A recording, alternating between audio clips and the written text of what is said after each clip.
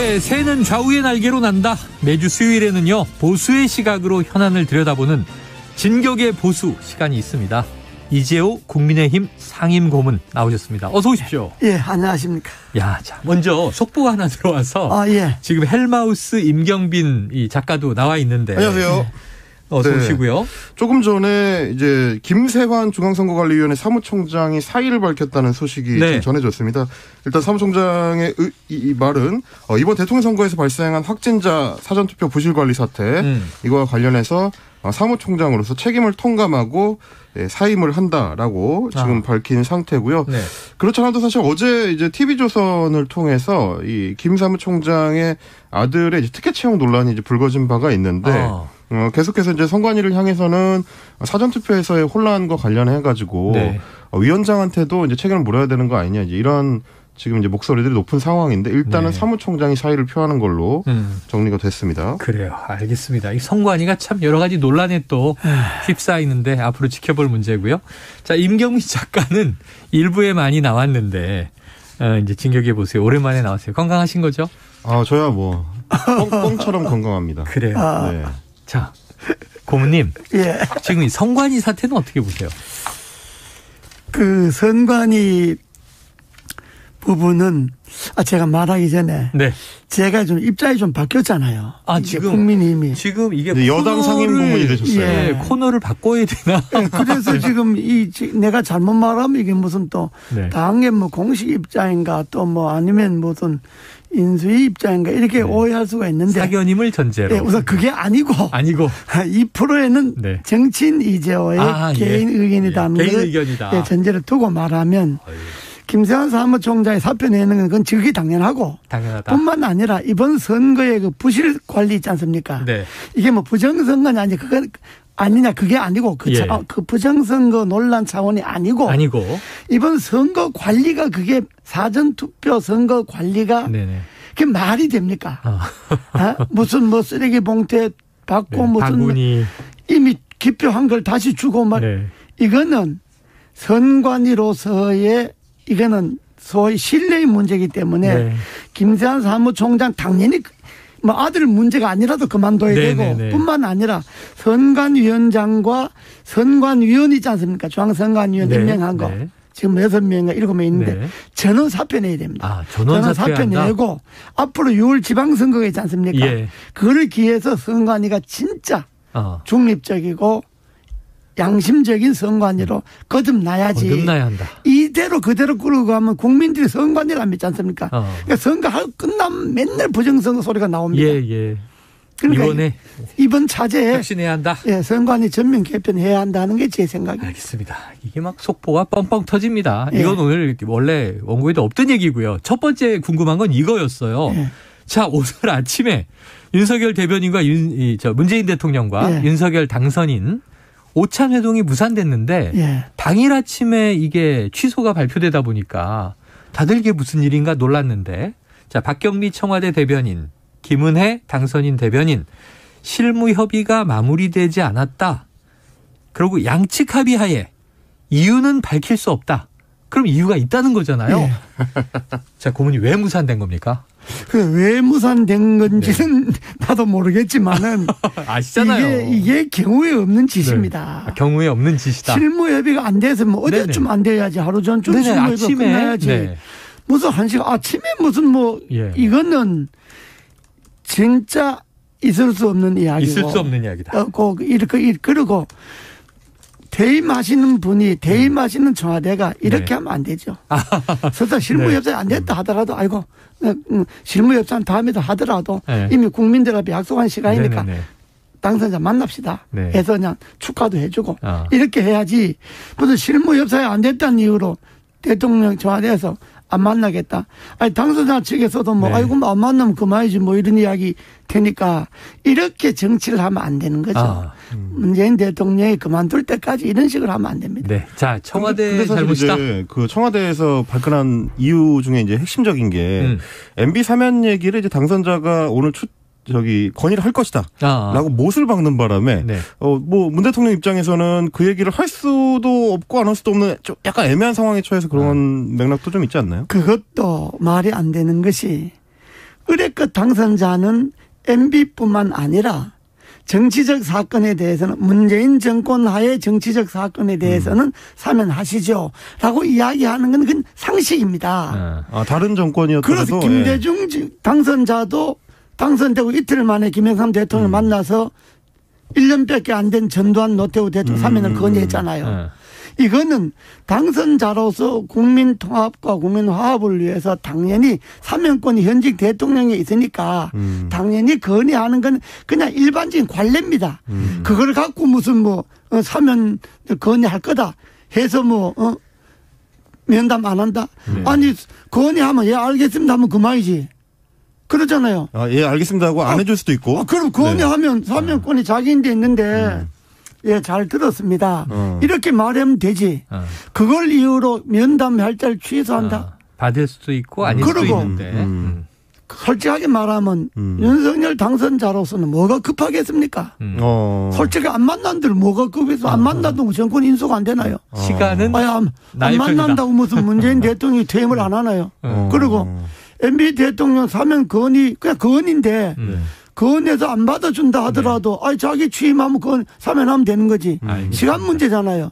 그런 거 갖고 뭐 정치적으로 쟁점으로 삼고 할 알겠습니다. 이유가 없잖아요. 자, 애초에 배석자 없이 독대해서 허심탄회하게 얘기하겠다 그랬으니까 모든 의제는 논의 가능했다고 봅니다. 그렇습니다. 자, 그런데 이제 언론전이 문제인 것 같아요. 네. 전후에. 지금 어제는 권성동 의원 발언도 들었는데 오늘은요. 더불어민주당 김두관 의원의 발언을 듣고 와서 이야기 나누겠습니다.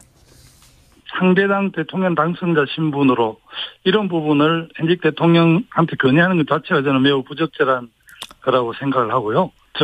사면하고 싶으면 본인이 취임한 이후에 하면 되는데 어떻게 보면 물러나는 대통령에 대한 짐을 지우는 측면도 있기 때문에 저는 그렇게 생각을 합니다. 저는 뭐 김경수 지사의 지금 사면 문제를 저는 같이 묶어서 하는 것은 바람직하지 않다라고 생각을 합니다. 네, 여기 권성동 의원 김경수 지사의 사면까지 묶어서 할 것이다. 이런 얘기를 이제 했는데 김두관 의원은 김경수 지사의 현재 사면 문제는 바람직하지 않고 근데 이명박 전 대통령도 윤석열 당선인이 대통령 돼서 하면 되지 않느냐. 요 배경에는 아마 여권 지지층이 MB 사면에 대한 좀 반대 정서가 많죠, 임 작가님. 이제 MB 정부에 대한 평가도 그렇지만 이제 이명박 전 대통령의 이제 사면 문제에 대해서는 사실 이제 국민 여론도 아직까지는 그렇게 썩 우호적이지는 않습니다. 이제 우리 이재호 고모님 앞에 앉혀드리고 지금 제가 말씀드리긴 좀 애매하지만 전반적으로 이제 박근혜 전 대통령의 이제 사면하고 이제 비교를 해보더라도 이명박 전 대통령에 대해서는 이제 조금 더 이제 사면 여론이 이렇게 우호적이지 않은 상황이기 때문에 아마 이제 그 부분을 민주당에서는 우려를 좀 하는 것 같고 청와대도 이제 지난해 연말에 박근혜 전 대통령을 사면할 때 이제 얘기했던 게 MB하고 이제 박근혜하고는 이렇게 사안이 좀 다르다. 그래서 이제 MB 같은 경우는 좀 더 이제 사적 이익과 관련된 재판 결과였기 때문에 이 부분을 좀 다르게 봐야 된다라고 이제 그 당시에 논리를 펴기도 했었기 때문에 뭐 여러 가지 측면에서 지금 이제 청와대 입장에서 그게 이제 좀 부담이 되는 그런 측면이 좀 있는 것 같습니다. 그런 게 아니고 MB를 사면 안 하는 거는 문재인 정권이 MB에 대한 정치 보복에 대한 감정이 아직 안 풀렸다 이 말이요. MB 잡아넣는 건 정치 보복이거든. 노무현 대통령 죽음에 대한 그 책임을 MB인데 뒤집어 씌워갖고 MB 잡아넣은 것 아닙니까? 그러니까 문재인 대통령이나 문 정권은 철저하게 MB에 대한 정치 보복으로 잡아넣어 놓은 거기 때문에 그건 뭐 구구하게 변명할 게 없어. 국민의 정서가 어떻다. 사면이라고 하는 건 대통령의 고유 권한을 준 거는 국민이 반대하더라도 사면하는 거잖아요. 그런 일이 한두 번인가요? 전두환 노태우 대통령의 사면을 국민이 원했나요? 그런데 했잖아요. 김대중 대통령이 건의를 했잖아요. 그러니까 대통령에게 사면의 정권을 준 거는 국민이 염하나 이런 것과 관계없이 정치적 판단에 의해서 국민 통합을 위해서 필요하다. 그럼 사면하는 거지. 그 국민 여론조사해 갖고 사면하는 게 아니잖아요. 그렇기 때문에 그런 이유는 정치 보복을 덮기 위한 궁색한 변명에 불구하고 그리고 대통령의 사면 건의할 거다 안 할 거다. 저 김두관 의원님 발언도 저분 정치 오래 한 분인데 좀 헷갈리는 것 같은데 저렇게 말하면 안 되지. 지난 문재인 대통령 정권에서 잡아갔으니까 퇴임하기 전에 결자 해제하라 이런 이야기지. 아니 누가 윤석열 정부 취임하면 사면할 줄 몰라서 지나간 문재인 대통령인데 사면하라 그러겠어요. 네. 고령에다가 병고에 시달리는 노인이 감옥에 있으니까 하루라도 빨리 내주는 게 좋겠다. 그건 오히려 문재인 대통령에게 짐을 지우는 게 아니라 짐을 덜어주는 거지. 당신이 잡아넣었으니까 당신 임기하에 내놓고 나가라 하는 거는 그건 상식 아닙니까? 그런데 그걸 뭘 문재인 정권에 짐을 지운다? 아니, 잡아 넣을 때는 쉽게 잡아 넣고 내줄 때는 뭐 온갖 편게 다 되고. 처음에 고문님이 정치인 이재호의 이제 사견을 전제로 이렇게 하신 이유를 알겠습니다. 지금 청취자분들은 지금. 갑론을박이 말이죠.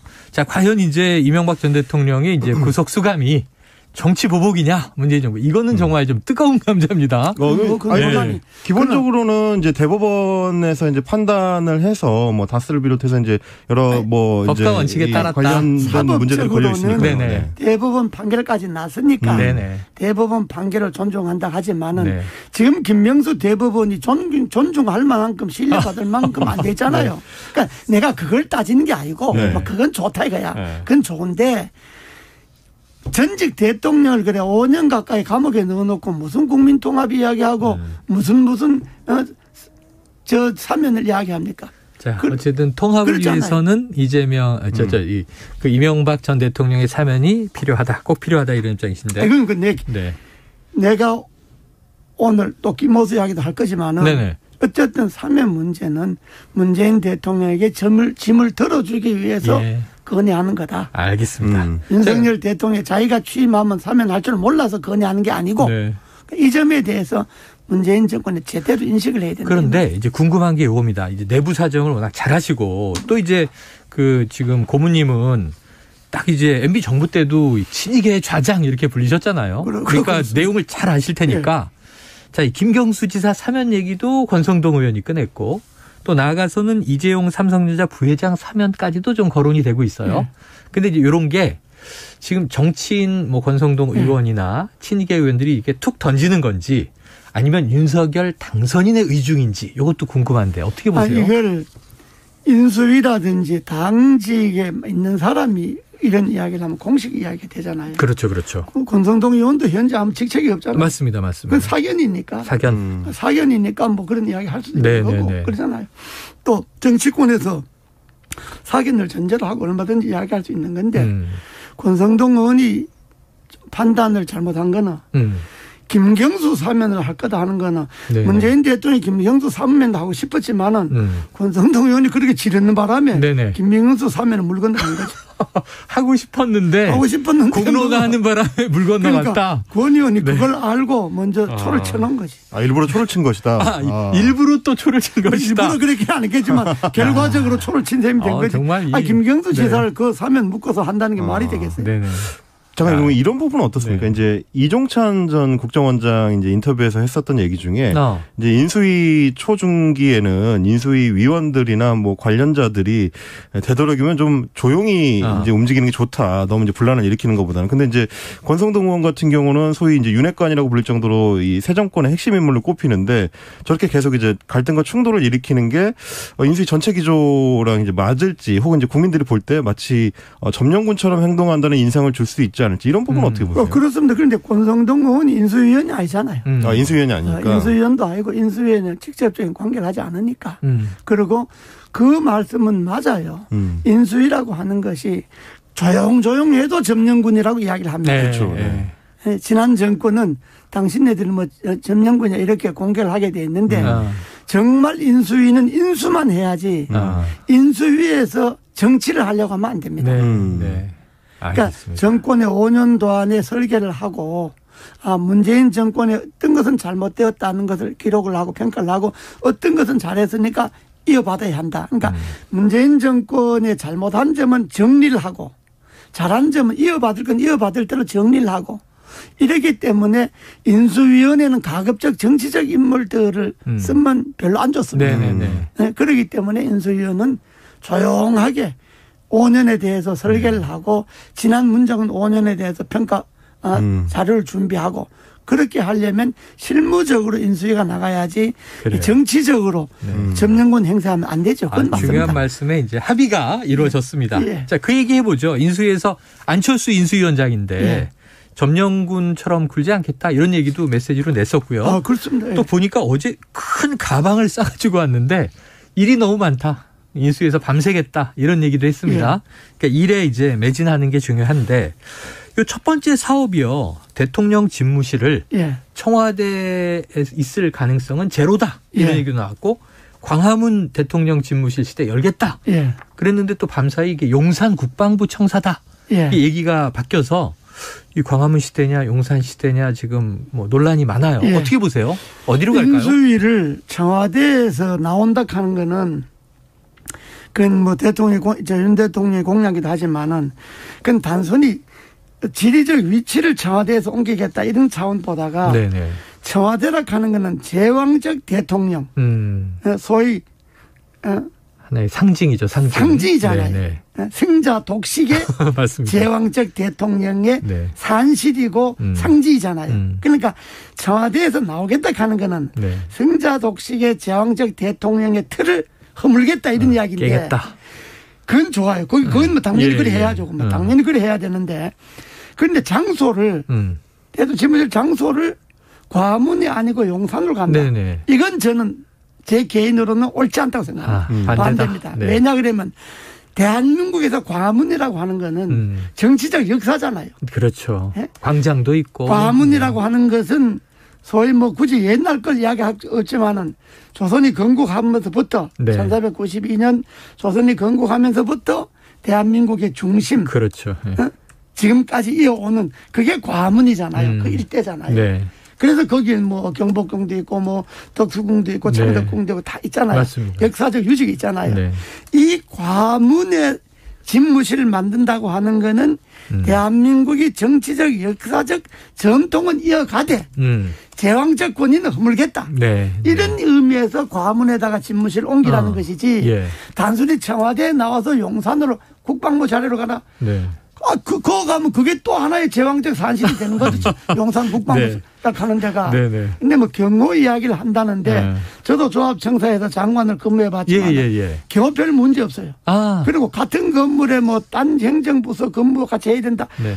그게 무슨 나쁠 게 있습니까? 대통령층이 뭐 위에 몇 층 하면 밑에 전 행정부 직원들이 있으면 좋고 가뜩이나 윤 대통령이 청와대 비서실 기능 줄이겠다는 거 아닙니까? 네. 인사도 수석도 해체하고 그러면 내각의 장관들이 밑에 건물에 있으면 국무회의 하기도 좋고 수시로 들락날락 하기도 좋고 그런데 뭐 지하 벙커가 없다 뭐 헬기장이 없다 그거는 한마디로 지하 벙커 헬기장 몇 번 사용합니까? 그러니까 그거는 핑계에 불과하고 저는 조합청사가 아니라도 네. 대통령 집무실은 과문으로 옮겨야지 이걸 뭐 용산이다 뭐다 다른 지역은 옛날로 말하면 사대문 밖으로 청사를 옮기는 네. 조합 뭐 대통령 집무실 옮기는 건 옳지 않다 하는 게 내 생각입니다. 광화문의 상징성이 아주 네. 크다. 그렇습니다. 알겠습니다. 그리고 뭐 벙커, 헬기장 이거는 뭐 기존의 다른 데를 별 의미가 없어요. 벙커장, 헬기 의미도 없어요. 그러니까 쉽게 이해를 하면 이게 대통령이 참모들이나 혹은 뭐 다른 공무원들이나 일반 시민을 더 자주 전진 배치해서 그렇습니다. 만나겠다 이 정도로 생각하면 되죠. 그래 그러고 시민도 네. 자주 볼 수 있고 네. 가끔 가다 광화문 청사가 걸어서 출근할 수도 있고 네. 또 뭐 저 안국동 같은 데는 지하철 한 번만 타면 올 수도 있고 그렇죠. 그러니까 대통령이 제왕적 권위를 내려놓고 국민 속으로 들어갈 수 있는 네. 가장 적합한 자리가 광화문이라 응? 그런 의미에서 과문이 알겠습니다. 필요한 거지. 단순히 집무실만 옮기면 뭐 하필 용산 갈 게 뭐 해서 저 어디 딴 데로 뭐 삼성 아예 세종시로 간다든지 세종 강남으로 간다든지 그러니까 그런 발상은 그러니까 저 세곡동 가면 국정원 옆도 있고 그렇게 생각하는 사람들이 네. 우리가 왜 정신에 그럼 어리라 그러잖아요. 네. 어리 있어야 된다 그러는데 그렇게 생각 뭐 용산으로 옮겨서 어디로 이렇게 생각하는 사람들은 어리 빠진 사람들. 어리 빠졌다. 예, 일갈하셨습니다. 네. 네. 알겠습니다. 자, 그런데 이게 집무실의 뭐 전진 배치, 이것도 장소 낙점 문제뿐만 아니라 지금 여러 가지 공약이 쏟아졌습니다. 주로 청와대 정부 축소. 예. 그래서 민정수석실 폐지 이렇게 나왔는데 이 박근혜 정부 시절 민정수석실 공직기강 비서관을 지낸 조응천 민주당 의원이 또 한마디 했습니다. 듣고 오겠습니다. 반부패 비서관실 때문에 민정수석실을 다 없애겠다로 저는 읽히거든요. 그래서 이거는 뭐 목욕물 버리려다가 애까지 버리는 거 아니냐 하는 그런 생각을 일단 합니다. 검찰총장의 임기 보장은 중립성, 독립성과 직결되는 겁니다. 그렇기 때문에 네. 저는 김우수 총장의 임기를 보장하는 것이 네. 언행 일치가 된다고 봅니다. 이게 뭐 여가부가 떡도 아니고 일도 양단으로 그냥 썰어가지고 한다는 거 그건 저는 너무 과격하다고 생각합니다. 네, 여러 가지 얘기가 동시에 나왔는데 하나씩 풀어보겠습니다. 네. 처음에는 민정수석실을 없애는 것은 목욕물 버리려다 애까지 버리는 것이다. 일부 기능을 없앤다는 걸로 이해되는데 민정수석실 전체의 기능은 필요하다라는 취지인 것 같아요. 어떻게 들으셨어요? 그건 뭐 조홍천 의원이 그냥 하기 좋게 하는 소리고 네네. 자기도 뭐 민정수석실이 있었으니 그런 소리고 민정수석실은 폐지하는 게 맞습니다. 아, 폐지가 맞다? 그게 제왕적 대통령을 지탱하는 한 기구 역할을 했거든요. 네네. 그러니까 승자 독식의 제왕적 대통령의 권위를 내려놓겠다 그러면 당연히 그 제왕적 대통령의 뒷받침을 해왔던 민정수석실을 없애야죠. 그 기능을 없애야 한다. 네. 그런 것들이 제왕적 대통령의 권위를 이제 내놓는 과제입니다. 그렇기 때문에 그걸 뭐 기존의 관념으로 기존의 생각으로 뭐 평가하면 안 되고 당연히 민정수석실을 없애는 것이 소위 제왕적 대통령의 권력을 내려놓는 것 중 하나라고 이렇게 봐야 됩니다. 네. 그걸 고집하면 안 돼요. 거기는 좀 반대 논리가 있지 않아요? 그러니까 이제 이렇게 되면 만약에 이제 민정수석실이 청와대에서 빠지게 되면 검찰 권한이 좀 지나치게 커지는 거 아니냐. 그러니까 검찰을 직접적으로 이제 행정부에서 이제 관리 감독할 수 있는 기능이 너무 약화되는 거 아니냐 이런 시각도 있는데 그건 어떻게 보십니까? 전혀 그렇지 않습니다. 검찰권의 독립이라고 하는 거는 청와대가 민정수석이 있음으로써 검찰권이 약화도 되고 오히려 강화도 되고 하는 건데 지금까지 민정수석실에서 검찰을 좌지우지했잖아요. 그건 없애야 되거든. 검찰이 독립을 하되 철저하게 정치적 독립을 하도록 감독하는 거는 대통령 의지에 달려있는 것이지 그게 민정수석실을 존폐 여부에 달리는 게 아닙니다. 그렇다고 해서 민정수석실이 없다고 해서 검찰 권력이 강화되고 그런 일은 없는 것이 제도적으로 움직이는 거기 때문에 검찰이 자기네들 할 이외의 일을 하면 그걸 견제할 수 있는 기구가 얼마든지 있습니다. 그렇기 때문에 민정수석실 여부 갖고 검찰의 뭐 권력 강화 이런 것하고는 결부시키는 거는 그건 꼭 맞지는 않습니다. 근데 지금 이제 그 당선인이 이 대선 후보 시절부터 공약했던 것들을 엮어보면 법무부 장관의 수사지휘권을 이제 폐지할 가능성이 있고 그리고 이제 공직자 수사 비리수사처의 경우도 이제 역할을 좀 이제 약화시킬 가능성이 있다. 그러면 말씀하신 것처럼 기관들끼리 이제 견제작용이 작동을 해야 되는데 전반적으로 검찰을 향한 견제기관들이 약화되는 양상이 나타날 수가 있어. 그 부분을 우려하는 거거든요. 그런데 그런 부분 우려할 수 있는데 그게 법무부 장관의 수사지휘권도 폐지한다. 그건 옳다고 보는데 내가 뭐 당선자가 한 말을 전부 다 옳다고 하는 건 아니고 근데 그것이 지금까지 어떻게 해왔는가를 보면 알잖아요. 법무부 장관이 수사지휘권을 어떻게 남용해 왔는가. 추미애 장관이나 박범계 장관이나 이런 그러니까 법무부 장관이 수사지휘권을 정당하고 정의롭게 행사한 것이 아니고 권력의 입맛대로 행사한 거잖아요. 그러니까 그런 건 없애는 것이 일단 당연하다는 거고 그리고 그런 것들을 없앤다고 그래서 검찰이 비대해진다. 검찰이 비대해질 수 없는 것이 이미 검찰과 경찰의 수사권도 나누어져 있는 거고 네. 그리고 또 공수처도 없애지 않는 이상 이제 있는 거고 하기 때문에 검찰이 무소불위의 권력을 행사하던 시대는 지났다 이겁니다. 그럼 그 얘기를 해 주셨으니까 예. 아까 조응천 의원 발언 연결해서 쭉쭉 나가보면요. 예, 지금 아까도 이제 하실 말씀이 있으신 것 같은데 검찰의 중립성, 독립성 결국을 법과 원칙에 따라 그럼 김호수 검찰총장 임기 보장해야 되는 거 아니냐 이 얘기했잖아요. 이건 어떻게 생각하세요? 저는요. 그 원칙적으로는 뭐 임기 보장한다는 게 맞는데 정상적인 검찰총장이 업무를 행해 왔으면 맞대로 보장해 줘야죠. 그런데 김호수뿐만 아니라 문재인 정권을 뒷받침했던 3대 축이 있잖아요. 김명수 대법원장, 김호수 검찰총장, 김준우 공수처장. 이들이 그 직을 이용해서 어떤 역할을 해왔느냐. 그동안에 문재인 정권을 뒷바라지하고 온갖 것을 은폐하고 축소하고 김명수 대법원장도 대법원장의 기능 자리를 이용해서 거짓말을 하고 대법원을 사유화하고 다 했죠. 그래서 김명수 대법원장 사퇴 투쟁을 100일간이나 대법원 앞에서 일어났잖아요. 김호수 검찰총장도 대장동 사건 문제에서 처음부터 압수수색할 때 시장실을 뺀다든지 뭐 그 김호수 검찰총장이 한 행위가 그게 법과 상식에 의한 정의로운 일을 한 것이 아니고 오로지 문재인 정권 뒷받침하는 데 충실했잖아요. 그러니까 그리고 김진욱 공수처장도 마찬가지잖아요. 뭐 이성윤 지검장 황제 조사를 한다든지 뭐 잡아 넣을 사람은 안 잡아 넣고 엉뚱하게 이때까지 뭐 공수처가 출범하기 1년이 됐는데 한 건은 제대로 못했잖아요. 이런 것들을 보면서 자 이렇게 해온 사람들을 더 이상 그 자리에 있는 건 옳지 않다 하는 거는 법과 원칙에서는 임기를 보장할지 모르지만은 그러나 국민들이 법 감정으로 봐서는 정권이 교체된 마당에 지난 정권의 하수인 역할을 해오고 지난 정권을 뒷받침해왔던 그 권력의 자리를 이용한 사람 김명수 대법원장, 김호수 검찰총장, 김준우 공수처장은 그들 스스로가 뭐 누가 나가라 들어가라 하기 전에 그들 스스로가 부끄러워하고 반성하는 차원에서 그 자리를 국민들에게 돌려주는 것이 그게 마땅하다고 보는데 그러나 정치적 상황은 그렇다 하더라도 임기를 지키겠다 안 지키겠다 끝까지 지키겠다 하면 방법이 없잖아요. 그야 그러잖아요. 그야 그거는 법의 문제는 그거는 별개의 문제고 정치적인 문제는 정치적 문제대로 풀어가야 되는데 그런 의미에서 권성동 의원이 스스로 결정하라. 알겠습니다. 이 문제인데 스스로 결정 안 하면 방법이 없죠. 어떻게 하겠어요? 이게 시간이 아쉽습니다. 이게 굉장히 뭐 논쟁이 될 수 있는 대목인데 또 이제 현 대통령 당선인이 바로 전직 검찰총장 출신이기 때문에 본인이 또 이제 임기를 보장해달라는 거를 이제 굉장히 좀 중요하게 그 당시에 이제 정치적 투쟁의 목표로 삼았어요. 끝으로 한 가지만 여쭤볼게요. 그러니까 임기만 두고 보면 그렇다니까요. 법과 원칙을 보면. 그러나 그들이 해왔던 정치적 상황을 보면 이해가 된다 이 말이지. 자, 요거 워낙 요직에 계시기 때문에 중요한 위치에 계시기 때문에 집권층에 지금 국무총리 설이 여러 가지가 있어요. 심지어 김부겸 총리 유임설까지 나와서 예언을 하나 오늘 해주고 가십시오. 타이밍상.